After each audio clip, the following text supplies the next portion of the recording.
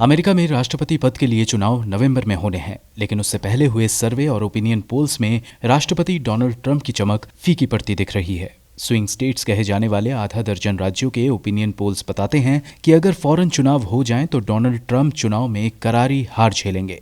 America के मशहूर अखबार द न्यूयॉर्क टाइम्स और सिएना कॉलेज के सर्वे में जो बिडेन को मिशिगन में 11 पॉइंट्स, विस्कॉन्सिन में 11 पॉइंट्स, पेंसिल्वेनिया में 10 पॉइंट, उत्तरी कैरोलिना में 9 पॉइंट, एरिजोना में 7 पॉइंट और फ्लोरिडा में 6 पॉइंट की बढ़त हासिल है। इन राज्यों की खासियत ये है कि ये पारंपरिक तौर पर किसी एक पार्टी रिपब्लिकन या डेमोक्रेट को वोट नहीं करते, लेकिन इन्हीं राज्यों के वोट से राष्ट्रपति चुनाव के नतीजे लगभग तय हो जाते हैं। 2016 के चुनाव में ट्रंप ने इन सभी राज्यों को जीता था, लेकिन ओपिनियन पोल्स में अब जो बिडेन ने बढ़त बना रखी है। अगर बिडेन इन 6 राज्यों में मिली बढ़त को नतीजों में तब्दील कर पाते हैं और 2020 की वोटिंग के बाकी नतीजे 2016 वाले ही रहते हैं, तो बिडेन के पास होंगे 333 वोट और ट्रंप के पास सिर्फ 205 वोट। अगर ऐसा हुआ तो साल 2012 में हुई बराक ओबामा की जीत के बाद ये सबसे बड़ी जीत हो सकती है। लेकिन अगर समीकरण ट्रंप के हक में नहीं गए तो आगामी राष्ट्रपति चुनाव और भी शर्मिंदगी से भरा हो सकता है।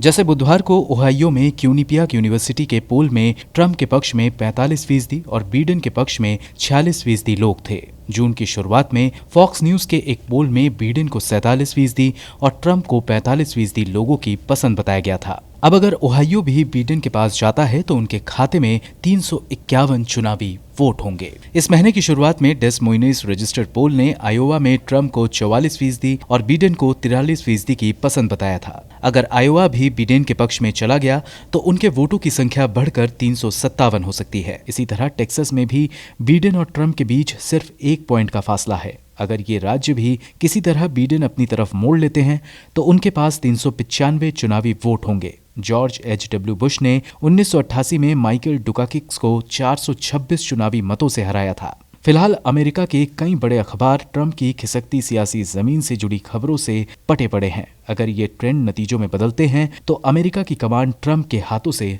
निकल जाएगी। राहुल गौतम की रिपोर्ट, गो न्यूज।